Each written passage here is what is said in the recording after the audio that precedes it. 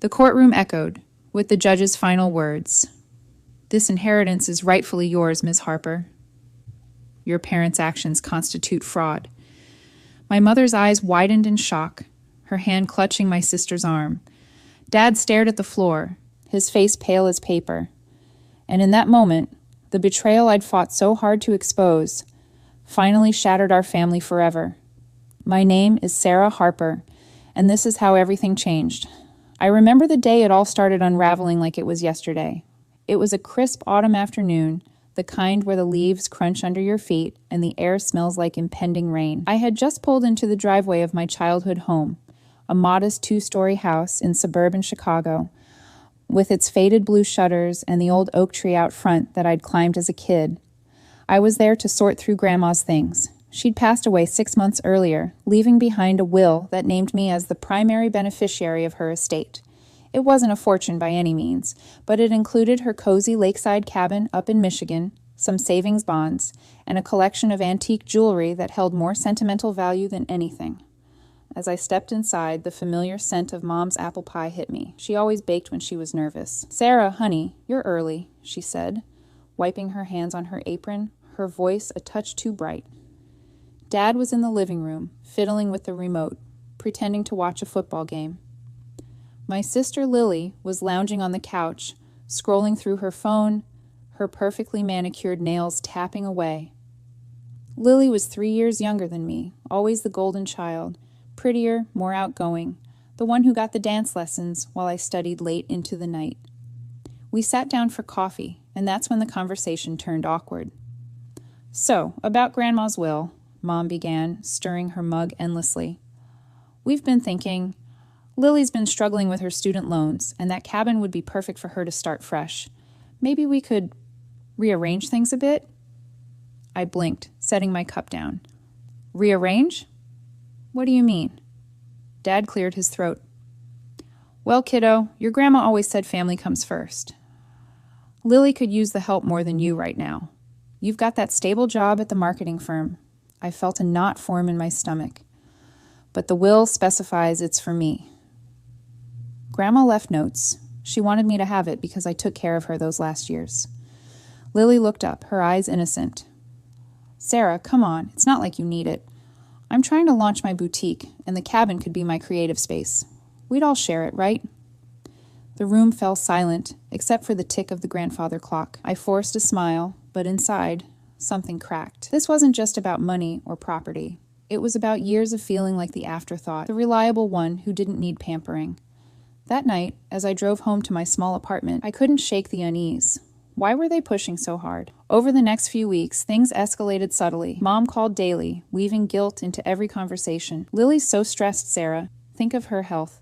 Dad sent texts about family unity. And Lily? She posted cryptic social media updates about dreams coming true, with photos of the cabin from old family albums. I started digging, quietly at first. I requested a copy of the will from Grandma's lawyer, Mr. Ellis, a kind old man who'd known her for decades. When the document arrived, it was clear. Everything to me, with a small trust for Lily's education, which she'd already used up. But then I noticed something odd. A recent amendment, dated just after Grandma's death, signed by my parents as witnesses, transferring assets to a family trust they controlled. My heart raced. This couldn't be legal. Grandma had been in hospice. She couldn't have amended anything. I confronted them over dinner one evening. The table was set with Mom's best china, but the atmosphere was thick with tension. "What's this amendment?" I asked, sliding the paper across. Mom's fork clattered. "Oh, that? Just some paperwork to make things fair." "Fair?" I echoed. "This looks like forgery." Dad's face hardened. "Watch your tone, Sarah. We're your parents." Lily rolled her eyes. "Always so dramatic. It's for the family." That night, I lay awake, replaying every slight. The birthdays where Lily got the big gifts, the vacations I skipped to work, the way they bragged about her achievements while mine were footnotes. Betrayal simmered, turning to resolve. I hired a lawyer the next day, a sharp woman named Rebecca Klein, who specialized in estate disputes. As we built the case, more truths emerged. My parents had been dipping into Grandma's accounts before her death, small amounts at first, then larger transfers to Lily's business. receipts for designer clothes, a new car, all under the guise of helping. Rebecca uncovered emails where Mom discussed redirecting funds with Dad, assuming I'd never notice. The conflict grew. Family gatherings turned icy. Aunts and uncles took sides, whispering about greedy Sarah. Lily played the victim online, posting teary selfies with captions like, "When family turns on you." I withdrew, focusing on evidence. One rainy evening, I found an old letter from Grandma in her jewelry box. "Sarah, you're the steady one. This is for your future, not to be divided." Tears stung my eyes. She knew. She always knew. As the court date approached, the pressure mounted. Mom left voicemails begging me to drop it. "Think of what this will do to us." Dad showed up at my door, red-eyed. "We're sorry, but Lily needs this." I stood firm. "What about what I need?" "Trust? Honesty?" He left without another word. The trial began on a stormy Monday. The courtroom was stark, fluorescent lights buzzing overhead. My parents sat with their lawyer, a slick man in a pinstripe suit. Lily fidgeted beside them, avoiding my gaze. Rebecca presented the evidence, forged signatures, bank statements, the letter. The judge, a stern woman with wire-rimmed glasses, listened intently. Cross-examinations were brutal. Mom broke down on the stand, admitting they meant well. Dad mumbled excuses. Lily claimed ignorance, but her text proved otherwise. And then the verdict. The gavel's echo still rings in my ears. But that was just the beginning. The fallout would test everything I thought I knew about family, forgiveness, and fighting back. The days after the verdict blurred into a haze of phone calls and awkward silences. I left the courthouse with Rebecca, the weight of the judge's words lifting a burden I hadn't realized was so heavy. "You did it, Sarah," she said, squeezing my arm. "Justice prevails." But as I glanced back, seeing my parents huddled with Lily, their lawyer gesturing animatedly, I wondered if winning meant losing them forever. The cabin was mine, the funds restored, but the rift? That felt permanent. Back home, my apartment felt emptier than usual. I poured a glass of wine, staring at the will on my coffee table. Notifications pinged, cousins congratulating me, others unfriending me online. Lily's posts exploded, heartbroken. Family shouldn't be like this. Comments poured in, painting me as the villain. I scrolled, each word a dagger. How could she sue her own parents? Greedy much? But buried deeper were truths. Old friends messaging privately. I always knew Lily was spoiled. Good for you. The deeper secrets started unraveling that week. Rebecca called with news. During discovery, we'd uncovered more than fraud. My parents had a second mortgage on the family home. Debts from funding Lily's failed ventures, a clothing line that tanked, a blog that never took off. They'd planned to sell the cabin to cover it, without telling me. "Why me?" I asked her over the phone, pacing my kitchen. "Because you're reliable, Sarah." They knew you'd forgive, or at least not fight, but I had fought, and now the conflict grew. Mom showed up unannounced, her eyes puffy from crying. "Sarah, please, let's talk." I let her in, the air thick with unspoken words. She sat on the edge of my couch, twisting her wedding ring. "We never meant to hurt you. Lily, she's fragile. After her breakup last year, we worried." "Fragile?" I laughed bitterly. "She's 28, Mom. And what about me? I was the one visiting Grandma every weekend while Lily partied." Mom sighed. "You're strong. You always have been." "That's the problem," I shot back. "You assume I don't need support because I don't demand it." She left in tears, promising to make it right. But days later, Dad emailed a formal apology. Scripted, cold. Attached were bank statements showing transfers back to my account. It felt like a transaction, not reconciliation. Lily, though, she escalated. Late one night, my phone buzzed with a text. "You think you're better than me? Enjoy your lonely victory." I blocked her, but the words lingered. Digging deeper, I hired a private investigator on Rebecca's recommendation. What he found shocked me. Lily had been forging my signature on credit applications, racking up debt in my name for her business. Thousands in loans, all tied to the inheritance scheme. Confronting her was inevitable. We met at a neutral coffee shop, the kind with exposed brick and overpriced lattes. She arrived late, sunglasses on, dramatic as ever. "What do you want, Sarah?" To gloat? "No," I said calmly, sliding the investigator's report across. To understand why. She skimmed it, her face paling. This is bullshit. Mom and Dad helped with that. Helped? They enabled you, and now it's fraud. Tears welled. You don't get it. I've always lived in your shadow, the smart one, the responsible one. They pushed me to be like you, but I couldn't. For a moment, pity flickered. Lily, we could have been allies, but stealing? That's not sibling rivalry. She stormed out, leaving me with the bill, fitting really. The conflict spiraled. Family therapy was suggested, but sessions devolved into blame. Mom defended Lily. She's young. Dad admitted regret. We favored her because you seemed fine. I poured out years of resentment, the overlooked achievements, the constant comparisons. Outside therapy, whispers spread. At a cousin's wedding, relatives avoided me. How's the lawsuit life? One aunt sniped. I smiled through it, but inside, anger brewed. Deeper secrets emerged from old family letters I found in the cabin. Grandma's journals detailed my parents' favoritism, her worry for me. Sarah deserves more, one entry read. They're blind to her sacrifices. Armed with this, I pressed Rebecca for more action. Can we pursue charges? She nodded. Embezzlement, identity theft, it's solid. The decision weighed heavy. Prosecuting family, but betrayal ran deep. Not just money, but trust shattered. As weeks turned to months, tension peaked. Lily vanished for a bit, posting from exotic locations. Funded how? Investigator traced it. Parents' retirement savings. Drained. I confronted them at home. The living room felt smaller, memories mocking me. You're still enabling her? Dad rubbed his temples. She's our daughter. So am I yelled, voice cracking. Mom sobbed. We love you both, but love felt conditional. I left, vowing distance.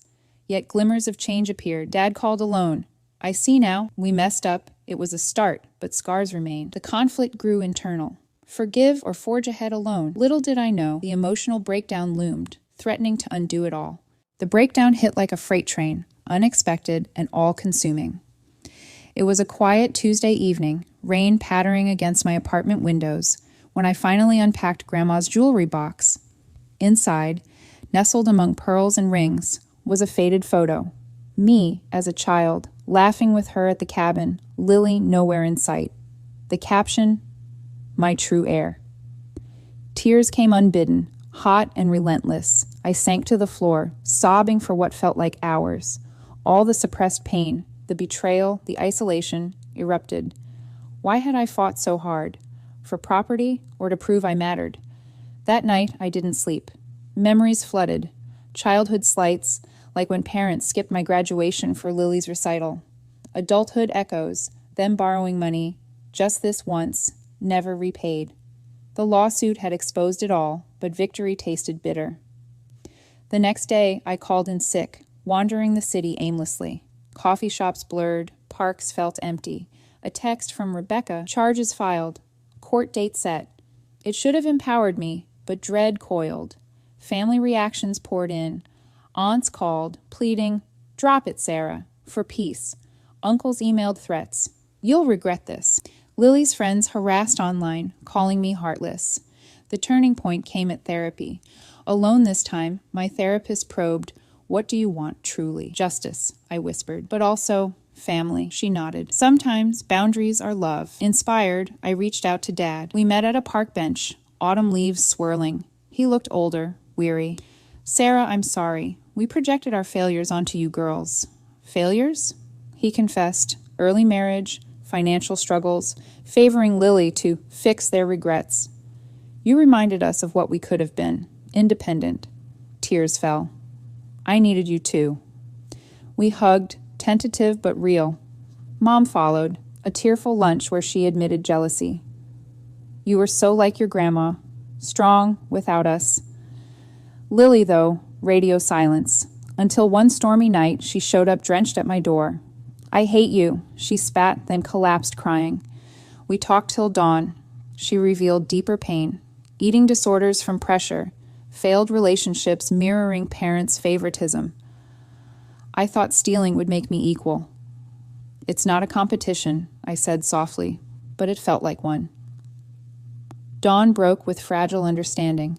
No instant forgiveness, but seeds planted. The emotional breakdown peaked in court for the charges. Lily pleaded guilty to lesser counts, community service.